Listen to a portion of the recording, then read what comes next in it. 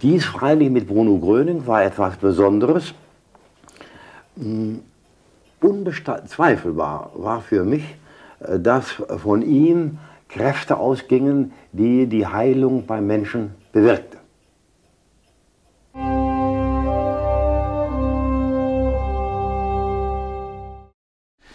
Wie sind Sie zum ersten Mal auf Bruno Gröning aufmerksam geworden?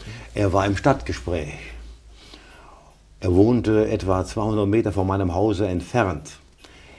Ich erlebte also, wie sein Haus umlagert war.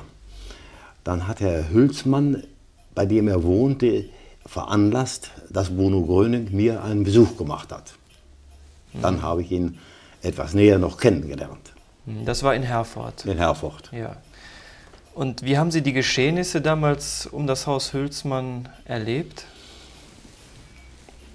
Es kamen Gemeindeglieder zu mir und wollten einen Rat haben. Ich bekam auch sehr viele Briefe aus ganz Deutschland, auch aus dem Ausland. Die wollten eine Beurteilung seiner Tätigkeit haben. Ich habe mir nur dadurch helfen können, dass ich einen Rundbrief geschrieben und den Leuten zugeschickt habe. Und wie haben Sie Bruno Gröning beurteilt? War das für Sie ein Scharlatan oder? Nein, ich habe ihn nicht für einen Scharlatan gehalten, aber man macht sich heute kaum noch eine Vorstellung davon, wie verwirrt unser Volk damals war, wie viele seelische Schäden sich richten. Und es war keine Ausnahme, dass Dinge geschahen, die unerklärlich waren. Dies freilich mit Bruno Gröning war etwas Besonderes. Unbezweifelbar war für mich, dass von ihm Kräfte ausgingen, die die Heilung beim Menschen bewirkte. Und was war dieser Bruno Gröning für Sie für ein Mensch? Wie haben Sie ihn erlebt? Was hat er für einen Eindruck auf Sie gemacht? Ich habe ihn insgesamt, glaube ich, 4-mal längere Zeit gesprochen. Mir ging es in den Gesprächen darum, zu erfahren, in wessen Namen er seinen Dienst tut. Es gibt ja nicht nur himmlische und göttliche Kräfte. Er hat darauf mit Klarheit geantwortet, er sei ein katholischer Christ und er glaubte sich nicht im Widerspruch zu der Lehre seiner Kirche. Und er meine, dass ihm Gott eine besondere Kraft verliehen habe, die Heilung bewirkt. Sonst habe ich von ihm keinen unguten Eindruck. Ich habe ihn für einen seriösen Mann gehalten. Es hat keine Schwierigkeiten im Gespräch gegeben. Es war ein Gespräch besonderer Art dadurch, dass er eben eine besondere Arbeit getan hat. Hat er denn Geld genommen für seine Tätigkeit oder Nein. hat er Geschäfte damit gemacht? Nein. Das ist zwar geredet worden, aber ich habe nicht einen einzigen Fall erlebt,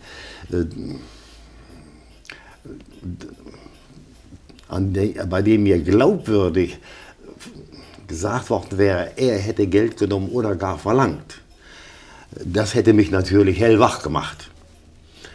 Aber ich habe nur gehört, dass ein Teller auf dem Tisch gestanden habe, da hätte man einfach hingeben können, aber erbeten oder gar gefordert hat er nichts. Jedenfalls nicht in meinem Erfahrungsbereich. Jetzt waren ja damals in Herford Untersuchungen von dieser Kommission, die sich mit Bruno Gröning auseinandersetzte. Wie ist das abgelaufen? Sie waren ja auch Mitglied in dieser Kommission. Ja, der Regierungspräsident hatte wahrscheinlich auf Veranlassung des Oberstadtdirektors sich eingeschaltet. Und es wurde eine Kommission gebildet. Da gehörte der Obermedizinalrat des Regierungspräsidenten zu, dann ein Professor für Psychiatrie und der Oberstadtdirektor und ich. Das Gespräch war nicht von einer betonten Freundlichkeit. Selbstverständlich brachten die Herren auch ein großes Misstrauen mit. Es gab dann einen Fall, der dann auch bei der Beurteilung eine große Rolle gespielt hat, dass ein Kind geheilt worden war, ein Junge geheilt worden war. Der wurde auch vorgeführt und musste erzählen, auch die Eltern waren Zeugen. Und dann sagte der Obermedizinalrat, wenn der Junge 4 Wochen in eine psychosomatische Klinik in Hamburg gewesen wäre, dann wäre die gleiche Heilung passiert. worauf ich gesagt habe, dies ist doch ein gewaltiger und auch prinzipieller Unterschied, ob ich in die Klinik gehe und dort eine Heilung erfahre oder ob der Junge in der Menge gestanden ist. Bruno Gröning hat mit ihm überhaupt nicht gesprochen und dann eine solche Heilung erfährt. Das ist doch was anderes. Das gab dem Gespräch eine neue Wendung, aber überzeugt waren die Herren von der Dignität seines Handelns nicht. Aber sie haben das nicht weiter ausgesprochen. Wir sind dann auseinandergegangen und dann hat die Stadt gehandelt, wie sie glaubte handeln zu müssen. Ja, und hat dann Bruno Gröning ein Heilverbot bzw. ein Verbot seiner Tätigkeit? Ja, ich würde nicht sagen ein Heilverbot. Das hätte der Oberstadtdirektor ja nur machen können, wenn Bruno Gröning nachgewiesen worden wäre, dass er ohne eine Lizenz eine medizinische Tätigkeit ausübt. Nein, der Grund wird wahrscheinlich gewesen sein, die Störung des Verkehrs. Die Innenstadt war manchmal geradezu blockiert von Leuten, die von auswärts gekommen waren. Und deshalb wird die Begründung wahrscheinlich so gewesen sein, dass abgestellt worden ist auf die öffentliche Ordnung. Also keine medizinische Begründung jetzt? Nein, nein. Es ist aber ja später Bruno Gröning oft vorgehalten worden, dass er eine medizinische Tätigkeit ausüben würde. Danach habe ich ihn gefragt in unserem Gespräch. Das hat er auf das Bestimmteste abgelehnt. Er hat keine Leute behandelt, wie ein Arzt Menschen behandelt. Ich weiß nur von denen, dass er mit einzelnen Menschen gesprochen und dass er dann zu der großen Menge um sein Haus gesprochen hat. Aber mir ist kein Fall bekannt geworden, dass er jemanden angefasst oder geraten hätte, nicht zum Arzt zu gehen. Also wäre Ihrer Meinung nach vom medizinischen her auch ein Heilverbot gar nicht gerechtfertigt gewesen? Nein. Ich kann doch beispielsweise hier anfangen zu reden, wenn was davon ausgeht. Deswegen brauche ich doch nicht die Polizei bemühen. Ne?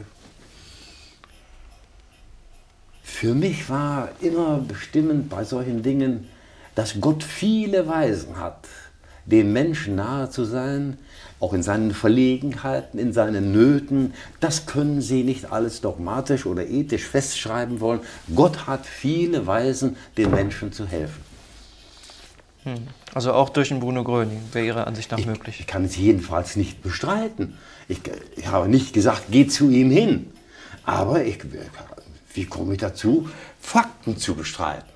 Und er hat gesagt, er versteht es als eine Kraft Gottes. Das habe ich ihm geglaubt.